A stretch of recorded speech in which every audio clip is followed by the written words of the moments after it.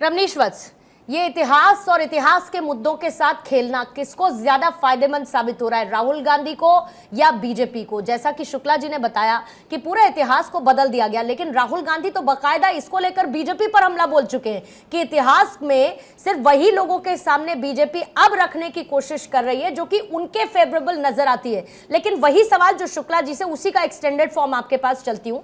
ये जो selective approach है कांग्रेस की, राहुल गांधी को हमने देखा मंदिर जाते, जनेऊ पहनते हैं, हमने देखा वो तस्वीरें भी। प्रियंका गांधी को हमने देखा कि जाती हैं भाई मंदिर में मत्था टेकती हैं चुनावी नतीजों से पहले या फिर इलेक्शन होने से पहले और अलग अलग वाक्य पर। लेकिन जब राम मंदिर की प्राण प्रतिष्ठा होती है तो उस दौरान क्लियरली ये लोग बॉयकॉट कर देते हैं और फिर अचानक से योगी आदित्यनाथ कहते हैं कि भाई राहुल गांधी एक्सीडेंटल हिंदू हैं। एक्सीडेंटल हिंदू कैसे हैं? जा तो रहे हैं मंदिर, क्या दिक्कत है? एक्सीडेंटल हिंदू की यदि मुझे लगता है परिभाषा यदि दी गई, यदि संज्ञा दी गई, तो इसके पहले बहुत सारे तथ्य भी रखे गए, इतिहास की भी बातें हुई। तो इतिहास के सुनहरे जो पल रहे या सुनहरे जो पन्ने रहे, मुझे लगता है उसको भी तो राहुल गांधी को सामने रखना चाहिए। राहुल गांधी ने राजा पोरस की बात नहीं करी, बिंबिसार की बात नहीं करी, पृथ्वीराज चौहान की बात नहीं करी, चंद्रगुप्त मौर्य की बात नहीं करी, सम्राट अशोक की बात नहीं करी। जानबूझ के नहीं किया, पता नहीं है, क्योंकि कहीं ना कहीं आप बताइए कि ये मुगलों की गाथा गाने में तो उनको बहुत अच्छा लगता है और एक लंबी परिपाटी रही है, आज से थोड़ी। इनका तो देखिए, इनके जो है सिरमौर कौन है, अंग्रेज या तो मुगल? चूंकि इनका एओ ह्यूम तो इन्हीं का था ना भाई, संस्थापक। तो इनको यदि इनके ऊपर आरोप लगता है कहीं न कहीं, यदि तुष्टीकरण की बात करें, या मुझे लगता है कि कोई कहीं न कहीं देश के प्रति इनकी जो भावना है उसको जागृत होता हुआ हम देख रहे हैं। जिस तरह की राहुल गांधी का वक्तव्य आया अभी सामने में, जैसे इन्होंने कहा, देखिए प्रो मुस्लिम की बात जब आती है कांग्रेस पार्टी की, तो इसका सबसे अच्छा उदाहरण मैं दूंगा तो ए.के. एंटनी का। ए.के. एंटनी खुद जो चेयरमैन हुआ करते थे, जो आपके इसके, वो ए.के. एंटनी जो पूर्व रक्षा मंत्री, उन्हीं का है कि कहीं ना कहीं कांग्रेस पार्टी प्रो मुस्लिम होती जा रही है। इससे इसको देखकर इसका जो हश्र आप देखें कि जिस तरह का 2014 में हार दिखा या 2019 में और 2024 में हम परिणति जो हम देख रहे हैं, तो इसका कहीं ना कहीं दुष्परिणाम उसी रूप में दिखता है। उसके बाद आप देखिए हिंदू, देखिए और एंटी हिंदू, सबसे पहली बात है कि आप इनको एक्सीडेंटल हिंदू भी हम नहीं मानते राहुल गांधी को। एक्सीडेंटल हिंदू, देखिए मेरी पहचान जो है मेरे पिताजी से है। मेरे पिताजी जो है ब्राह्मण है, तो मैं भी ब्राह्मण हूं। आप राहुल गांधी के जो है दादाजी, वो तो पारसी हैं भैया। राहुल गांधी के पिताजी भी पारसी हुए, तो राहुल गांधी हिंदू कहां से हो गए? दूसरी बात आती है इसके बाद, देखिए कि लगातार आप मुगलों की गाथा गाने में तो बहुत अच्छा लगता है। इंदिरा गांधी हो, चाहे आप सोनिया गांधी हो, चाहे इनकी आप कहें बाबर के मत्थे, बाबर के कब्र पे तो आप चादर चढ़ाने के लिए चले जाइएगा, लेकिन जैसे ही राम मंदिर की प्राण प्रतिष्ठा होती है तो तब आप देखिए सनातनों को समूल नाश करने की बात याद आ जाती है। आप देखिए अभी टीएमसी के नेता कहते हैं हिंदू जो है काफिर, इनसे युद्ध की लड़ाई लड़नी चाहिए, हमें इसके लिए तैयारी करनी चाहिए। अरे इन्हीं के है ना भाई सब पार्टी। यहाँ पे आप देखिए कि सपा के नेता हैं, क्योंकि सपा के प्रवक्ता उसका जवाब देंगे। उनको अभी याद कौन आ रहा है? अतीक अहमद याद आ रहा है। उनको याद कौन आ रहा है? मुख्तार अंसारी आ रहा है, अशरफ याद आ रहा है। यानी उनको ध्यान में रख करके, अरे भैया वो है कौन भाई? वो तो एक माफिया था, गुंडा था, मवाली था, अपराधी था, तो उसको कहीं ना कहीं आप पोषित पल्लवित करते हैं ना। इस बात को आप स्वीकारेंगे ना? आम जनता के ऊपर देंगे कि अखिलेश यादव के पास यहाँ तो मैयत में जाने का समय है, लेकिन राम मंदिर जाने का समय नहीं है।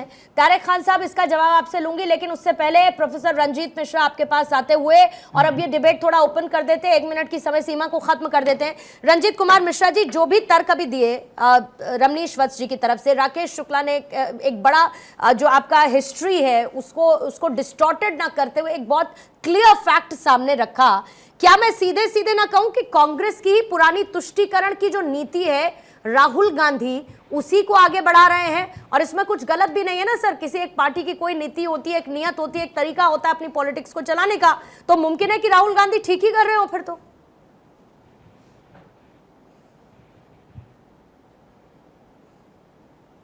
पूर्णिमा जी, जनता ने उनके आवाज को कम कर दिया है। नहीं सर, इनके कान में आवाज, ठीक। मिश्रा साहब, आवाज आ रही है आपको मेरी? कंफर्म करिएगा सर। हिंदू की बात चल रही है, नहीं आवाज आएगी। पूर्णिमा जी दूसरे से सवाल पूछें। ठीक, आप ही जवाब दे दीजिए सर। आप ही जवाब दे दीजिए, फिर उसके बाद एक बार आप भी, पूर्णिमा जी तारिक खान जी देखिए- आप भी कंफर्म कर दीजिएगा। तारिक खान जी, आपको पूर्णिमा मैं जी- ऑडिबल हूँ क्लियरली? पूर्णिमा जी देखिए, ठीक है सर, ठीक है, आती हूँ आपके पास।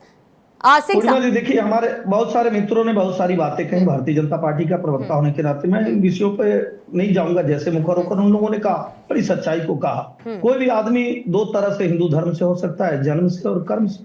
मुझे लगता है जन्म के बारे में बहुत सारे लोगों ने, दादा माता पता नहीं कैसे कैसे बहुत सारी चीजों को बताया। हम कर्म पे आते हैं। आप देखिए, किसी आदमी को अगर तुलना करने के लिए कह दीजिए तो वो अकबर को महान बताएगा, पृथ्वीराज चौहान जी को नहीं बताएगा। बाबर को महान बताएगा, चंद्रगुप्त मौर्य जी को नहीं बताएगा। जहांगीर को महान बताएगा, वीर शिवाजी को नहीं बताएगा। महाराज सुहेल जी को नहीं बताएगा। झांसी की रानी जी की बात नहीं करेगा, मेहर भोज जी की बात नहीं करेगा। तो कर्म से भी ये दिखता है कि आप एक्सीडेंटल हिंदू बनने की कोशिश करते हैं। जैसा कि मेरे एक मित्र ने कहा कि वो एक्सीडेंटल हिंदू भी नहीं है, क्योंकि अगर आप किसी भी धर्म के हैं तो मजहब नहीं सिखाता, मजहब तो नहीं सिखाता कि आप अपने धर्म से भी जी चुराए। मतलब क्या, धर्म परछाई थोड़े ना है कि आप उससे भयभीत होंगे, डरेंगे, घबराएंगे। सभी धर्मों का सम्मान है और भारत की व्यवस्था तो संवैधानिक व्यवस्था है। यहाँ संविधान में सभी धर्मों का सम्मान है। तो बड़ा छोटा ऊंच नीच तो है नहीं कि आप हिंदू धर्म को कभी मानते हैं, कभी नहीं मानते हैं, डरते हैं। पहली बात। नहीं, दूसरी बात मैं कहूंगा कि नहीं, इसमें बस एक बात जोड़ते हुए सिंह साहब कि ये तो बड़ा निजी विषय है ना। आस्था और राजनीति तो दो अलग अलग चीजें होनी चाहिए ना। लेकिन आज की तारीख में तो हर कोई उसको मिक्स करता हुआ नजर आ रहा है।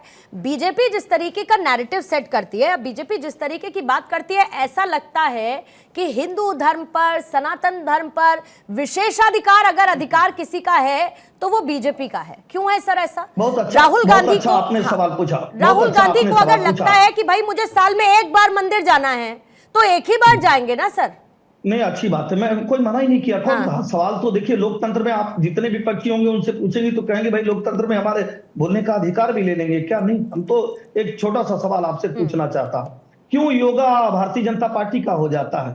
क्यों तिरंगा यात्रा भारतीय जनता पार्टी की हो जाती है? क्यों कुंभ भारतीय जनता पार्टी का हो जाता है? क्यों गंगा भारतीय जनता पार्टी की हो जाती है? क्यों 3 तलाक भारतीय जनता पार्टी का हो जाता है? क्यों जो है तुष्टीकरण केवल आपका रहता है? और मैं तो पूछता हूं कि जब कहीं कोई धर्मांतरण की बात आती है तो क्यों भारतीय जनता पार्टी की बात हो जाती है? आप क्यों नहीं उस पर सवाल और जवाब करते? करना चाहिए, नहीं करेंगे। इसीलिए कहा जाता है कि वो तुष्टीकरण का कार्य करते हो। और आपने कहा हिंदू धर्म एक ऐसा धर्म है जो वसुधा को कुटुंब मानता है। और आप ये व्यवस्था आपको भारत में दिखेगा पूर्णिमा जी, कि भारत में जो लोग भी हैं उनको पूरे कुटुंब की तरह आचरण किया जाता है। वो हमारे तीज त्योहार में आते हैं, हम उनके तीज त्योहार में आते हैं। लेकिन पूर्णिमा जी, सबसे अंतिम और अच्छी बात यह है कि आप देखिए क्या बात है कि आप जी चुराते हैं, आग चुराते हैं, अपने धर्म को खुल के, अपने धर्म के तीज त्योहार को भी नहीं मना पाते।